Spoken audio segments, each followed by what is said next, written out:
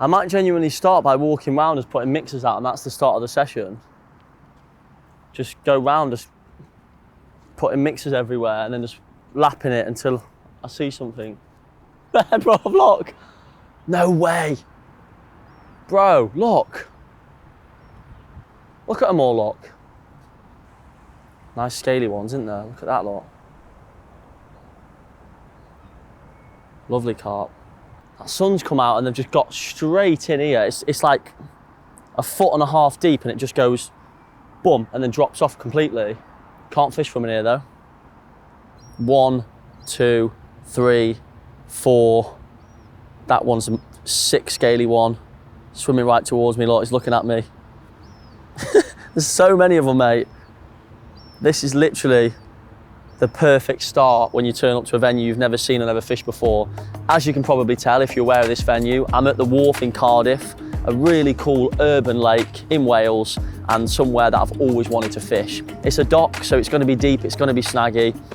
And I thought it was going to be stand at the end of the lake, watch the water for 15 minutes, maybe see one show and get some rods out. But it's been the complete opposite. We've got out the van, walked a couple of 100 metres down, and there's these sort of sectioned off, almost little bays, 1.5 foot deep, and they're stacked full of carp. Of course, you can't fish from in this part of the lake. The new plan of action is go back to the van, get the mixers out. Pretty sure these carp look like they're up for a feed. So if I can get them taking mixers and drift out into the main body of water, we could be on for an early bite. I've put some floaters out on the side where you're not allowed to fish just to get the fish tasting them. And then I've scattered the rest on the outside in the deep water. And the ones that I've put here are starting to drift in and the carp are now literally against the concrete, making their way out. Look at them, look, they're taking just on the right hand side of the concrete. It's perfect. The mixers drifted in and then started to drift back out and the fish followed them out. That's what I need them to do. I need them coming over this way more. Oh, that's the one. Come on, come on, come on, come on. Come on, drift out a little bit. Close though. Got really close. Come on. Don't see the float, don't see the float. Drop straight, look at that lot. See how they drop straight down? Head down, gone. They knew exactly where they were going. They didn't even consider looking at them floaters. Those fish that were just close in, they're making their way up the wall. They've found the floaters that have drifted in. This is the chance, there we go, look, they're coming up. This is my chance to try and intercept one from the outside. Come on. Oh look, they're coming out, look. See that?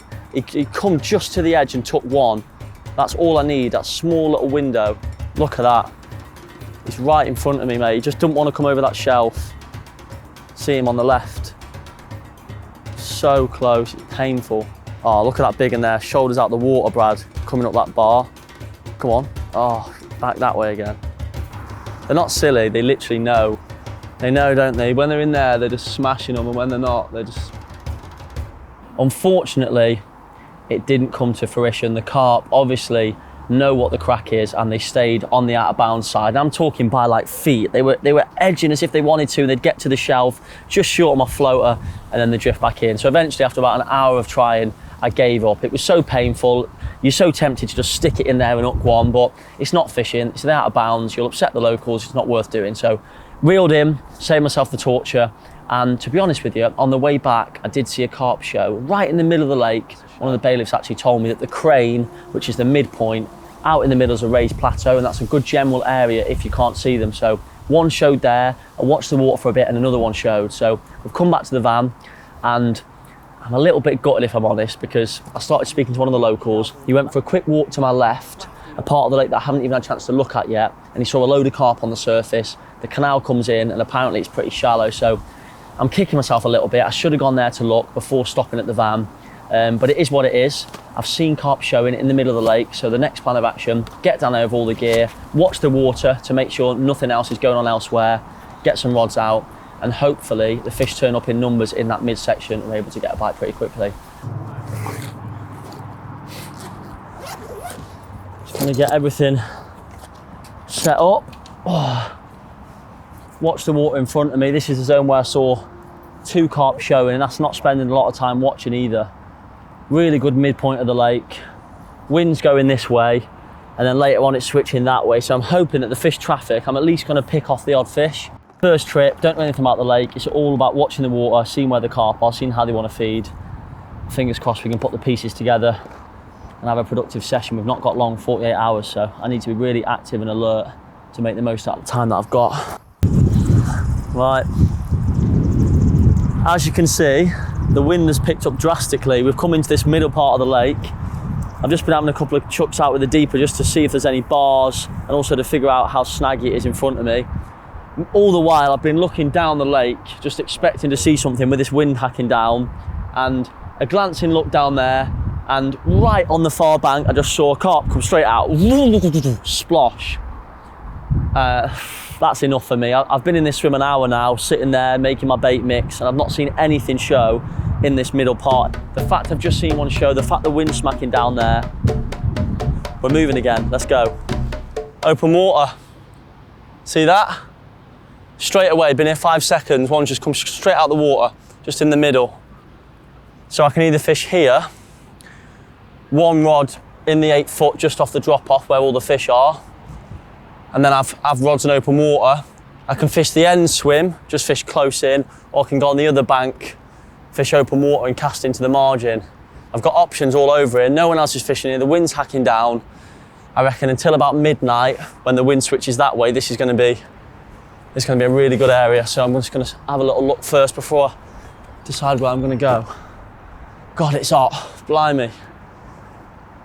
So that's one in the middle and one more towards the corner. Bosh, and again. They're everywhere, mate. Well, say everywhere. That's 3 shows. One I saw from about 200 yards away, and 2 in the 5 minutes that I've been standing here. And that's not even counting the fish that are in this bay and that bay in there. When they come out later in the evening, they hopefully will be pushed with the wind into that corner. And again, bosh, in the middle, different fish. Let's get some odds out.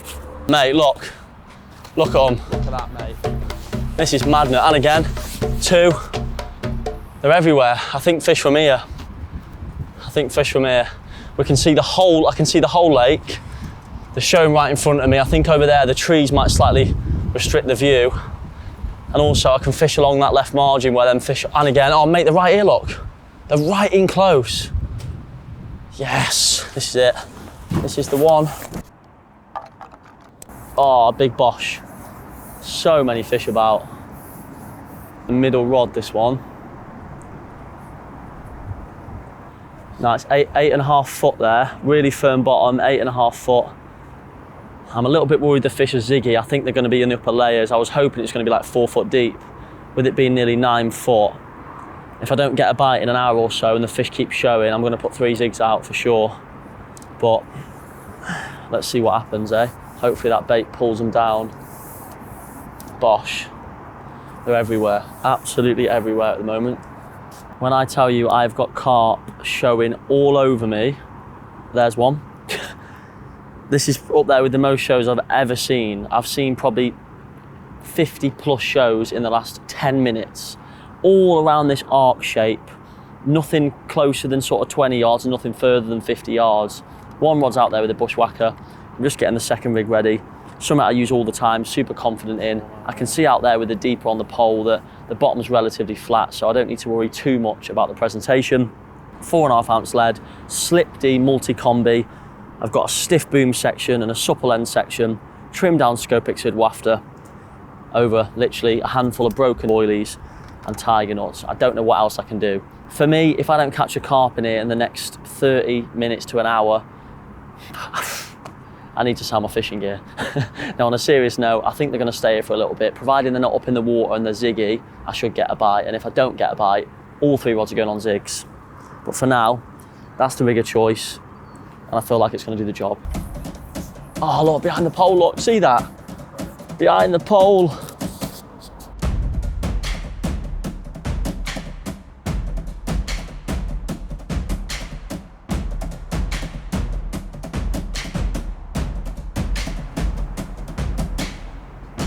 I'm in, mate, I'm in. Yeah, I'm in. I haven't even set the bob in, mate. No way. I'm just setting the bob in on the alarm and I'm in. That's the one that, That's the one where the fish showed behind the pole and I went out a few more sections and dropped it on it. When you just dropped? Yeah, I was feeling it, trying to put it on the bobbin, and I felt it go. I was like, what's going on here? Tightened up a bit and then it went again. Well, there's your answer. My first Wharf carp. Come on. Oh mate, it's a banger. It's a scaly. It's a linear, a little zip linear, I think. Fish are still clattering out there. A lot of them, I think down this end are the smaller fish, but we've seen a few chunks bosh out, so a couple more bites and you never know, we might have one of them ridiculous 30-pound fully scales, but this one is a milestone. First fish from the lake. Come on, mate. Pulling my arm off now. Oh.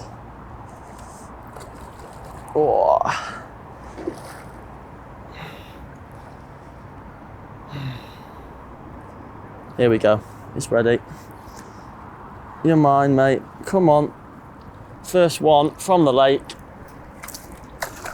Yes. Yes. That is so sick. It's no monster, but it's a lovely little carp. And that was what? 20 seconds after dropping the rig out.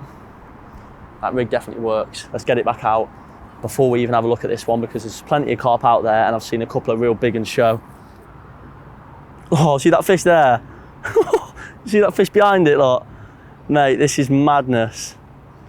This is when the bushwhacker is a massive edge. Even a bait boat, it makes a noise. This is completely sad. Look at that, look. That fish has just shown a rod length away from the pole and it's got no clue that I'm there. As soon as I drop this bait out, that fish is going to smell that and drop down. And another one to the left. This is prime, mate.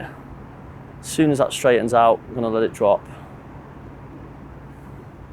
Perfect, really firm. I'm pulling the pole back as I'm turning it, just to spread the bait backwards. As it's about 8.5 foot, the swing back's probably going to be about maybe half a rod length. So I want that bait spread over a little area, not all dumped in one clump. Right, before I even bring the pole back, I'm going to get this on the alarm, because I wouldn't be surprised if that went straight away. That's what you call a bite. And that is seconds after dropping it. Crazy. Can't keep this rod in the water. It's just something about that spot is just bang on every single time. Oh mate, that's a lovely fish. Oh my word. That's a lovely carp, bro. That's one of them mental scaly ones. Look at the state of that. It's no monster, but proper nice fish. Come on, mate.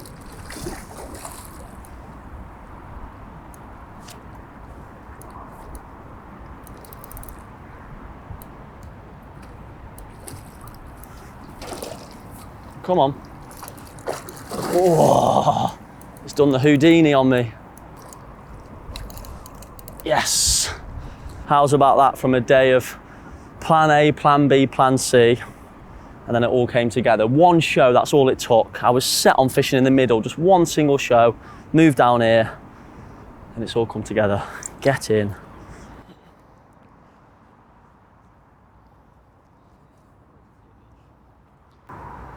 Should we give it 5 minutes and then get the fish out? Yeah. Oh, yeah. Mate, this is mental. What's going on? I can't keep this one in the water, bro. That's like 10 seconds, isn't it? Brad behind the camera. No. What do you mean no? I'm telling them the truth. Brad behind the camera said to me, I'm being too over the top using the bushwhacker. I should just flick some hinges out there and hope for the best. What do you reckon now? Reckon the bushwhacker's working or what? I reckon they're feeding on the bait, and as soon as I drop it, they're already there and I'm just getting a bite immediately. That's the biggest one yet, I think.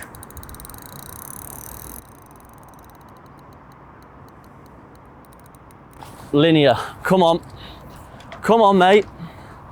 Come on. Yes. Get in.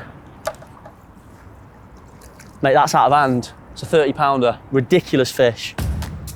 Oh, look at that, Brad. Look, mate, look at that, Brad. He didn't let me put the rod back out. You said I weren't allowed to put the rod back out. Look at that. You know best, mate.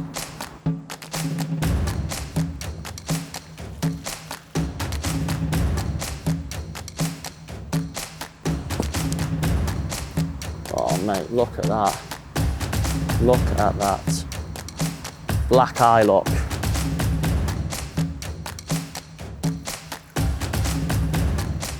Feast your eyes on that.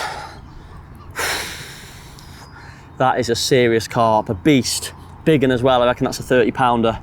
I might even weigh it before I slip it back.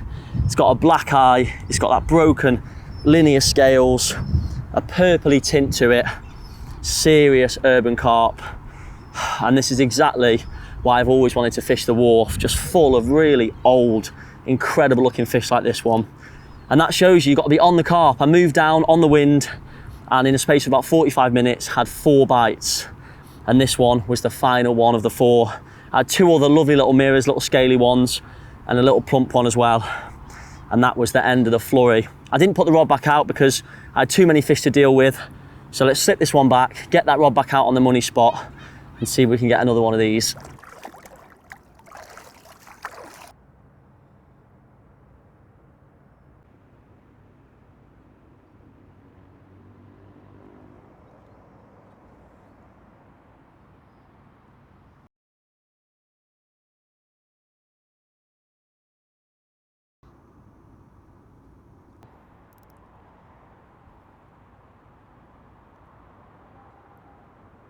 Lovely carp, look at that mate.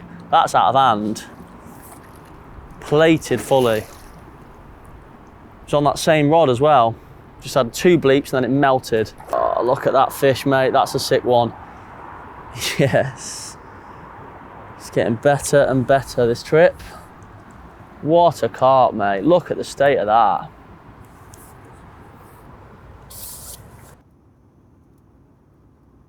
Like really, 'cause that's a really pretty fish, almost a fully. May I take a picture of this? Yeah, of course. What kind of fish is this? It's a carp. Carp. Yeah, carp.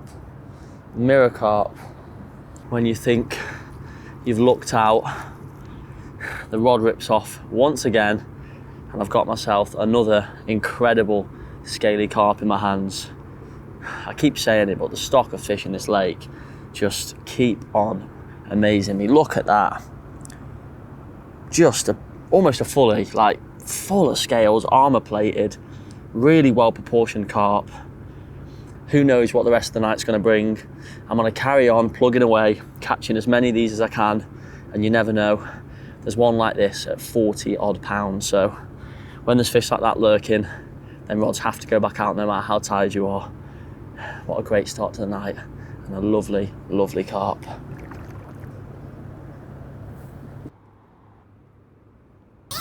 Mate, last night, it was relentless. I couldn't keep that rod in the water, just the same rod. The other 2 weren't moving.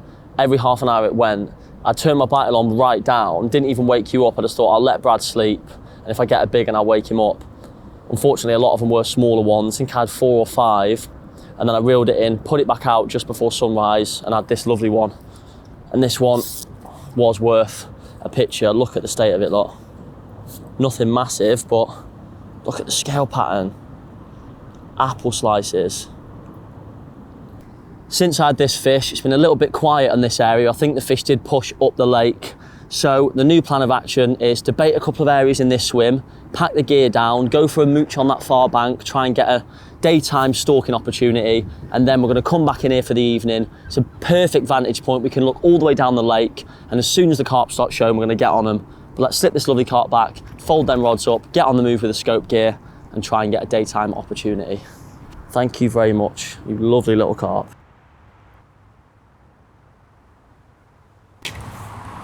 It's carpy. There's definitely fish in here. Hopefully there's a swim there, look. Oh, look at that. I can see one. I can see a tail, look. I knew there'd be carp in here. Yeah. There's carp in there, look. Yeah, oh, it's seen me. It saw me and spooked. They're in here. I knew there'd be fish down here. Right, let's see that swim to the side, see if we can get a bit of bait in. I was half expecting there to be no spot there. And literally there's just a big overhanging tree on the side of this swim. It's perfect. So my plan of action is to walk up and down this bank, bait about 4 or 5 spots, not go mental with it, and then come back with a rod and just drop a rod on each spot for half an hour, moving all the way up the spots one by one, and hopefully I can pick off a couple of fish whilst the rest of the lake looks pretty dead. Come back into my swim, they start showing like salmon, and then plan executed to perfection. I can't see any fish because the clarity is not good enough. However, this bit for some reason looks good, and yesterday I saw quite a lot of fish showing along the bottom of this marginal shelf, to the point where I was almost thinking about coming and fishing here. So this will get half an hour later. Just going to put some bait down the shelf. Oh, it's a bit windy. Right, I've just got back from baiting 5 spots in the margin down there, and once again the fish have thrown a spanner in the works. My plan of action was to bait the spot where I'd been catching the carp. Obviously I've been going out with a bushwhacker. I've just figured it out with how many sections, 33 sections, which is 13.5 wraps. So I've clipped the rod up at 13.5 wraps. I was going to put a spom on it and put a load of bait out, because as much as I was catching loads of fish, I think when they move back in, I do want a better bait that's going to keep them coming back. However, I've just been wrapping up and looked up, and I've just seen 4 shows in the last 35 seconds. They're all facing this way. They're coming on the wind, coming back down the lake. So it's a bit risky now to start spotting out. So for the next half an hour, I'm going to get the rod back out in the bushwhacker, probably 2 on that spot, and I feel like it's going to start kicking off again. So scrap the margin fishing over there, scrap the spotting out, do what we did yesterday, rinse and repeat. It's going to be another evening of fun, I reckon.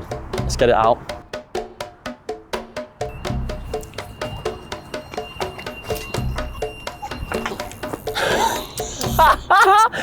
That is ridiculous. And another one's just shown on the spot. And as you just saw, I got interrupted by an absolute screamer. So it turned out that the bushwhacker, even in the savage wind, is still working. And let me guess, it's probably another ridiculous scaly mirror.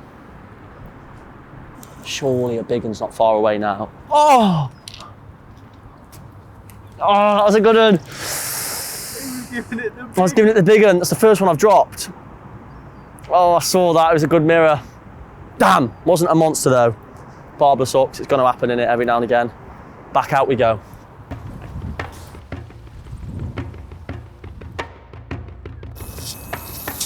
Oh, we've got a peeler. Lemon peeler. Underneath, over, where are we going?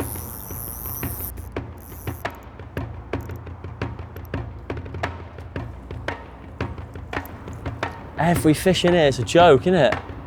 Every single one's just a plated scaly thing. It's mad.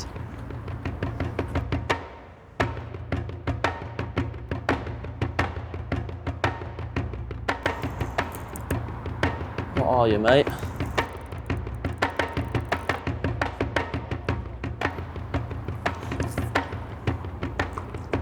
Yes.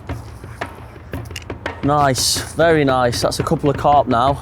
The bream seem to have slowed down. Got 2 in the net, so let's get these out for pictures, get the rods back out, finish my 5 guys, and hopefully the next one's a big one.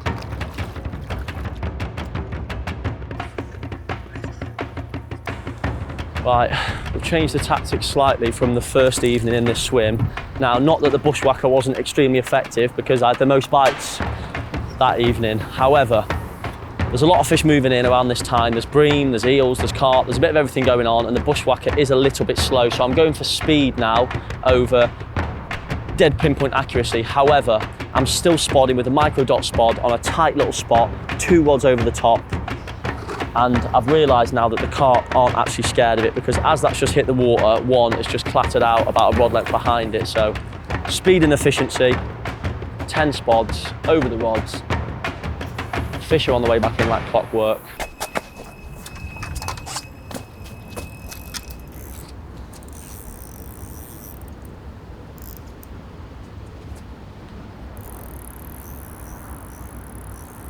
I think they've moved in, mate. double take. It's gone quiet in our swim this morning. Had a couple of fish last night and then it went dead. So for the final part of the session, we've got about 2-3 hours and we're going to give it a go along this margin where we baited yesterday. I'm staying well back. I'm not looking over to see if there's any fish. It's a well-stocked lake, so I'm just going to lower a little trap along all the spots, probably do 20 minutes in each swim and see if we can get ourselves one of the good ones before we leave. It's been a great session. That rod is in position. Hopefully we can end on a big one. However, I thought this would be a perfect time to talk through in a little bit more detail the rig that I've been using throughout this trip. So it's a rig that I've used now for the last couple of years, and to be honest, I can't see myself changing. It's deadly effective in a variety of different situations. Now, the rig itself is a Slip D multi-combi, bit of a mouthful, and it is a relatively complex rig to tie. However, once you get it right, it's really simple. Now, I'm using 25 pound fluoro link as the boom section. Now, it's quite a soft fluoro link, however, it's still got enough rigidity to kick out when the lead lands on the bottom, and also if you're picked up by birds and nuisance fish. So I like that part of it. And then I'm using 25 pound stripped back skin link. Now, you might ask why not use a supple braid for the supple section. However, having that doubled over stripped back section of skin link, it's supple enough to lift into the fish's mouth, but it's thick enough and abrasion resistant enough to not have any problems with cut-offs or anything like that. The key to this rig for me is that loop. Now, when the hook blunts, I'm able to simply pull on that tag there, slip that off and change the hook over. And then when it's time to get a new hook on, you just slide the new hook on. You can use the same kicker over and over again. If you want to use shrink tubing, you can, but I use the kicker because it's a little bit quicker. Get a new hook on, 8mm bait screw, and you can use a variety of different hook baits as well. Once you've got over tying the all-bright knot from the supple section to the stiff boom, honestly, the rig becomes really simple, quick change, and you can take it absolutely anywhere. This is the swim yesterday, where we saw carp in the edge. So hopefully this does us a bite. Put a little bit of bait out, just enough to get one bite.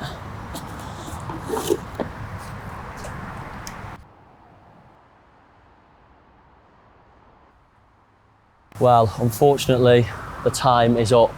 I didn't get that big crescendo finish, 40 pound fully scaled. However, on reflection, what a trip this has been. Cardiff, the Wharf, it's a venue I've wanted to fish for a very, very long time, as I've always known how incredible the carp are, and it's exceeded all expectations. We've been here now 3 nights. I've caught 20 fish. I caught that really, really nice black-eyed linear, and I've had so many bites. I've enjoyed myself. To add to that, the locals, the people who are part of the club, the bailiffs, everyone's been so friendly. I've had no hassle. Everyone's come in the swim. Everyone's been really helpful with spots. Everyone's been really friendly, bringing us over drinks. So thanks a lot to everyone that I've met along this trip as well. And yeah, it's a place I'd love to come back to. Unfortunately for now, reel in, head off home and see where the next adventure takes me.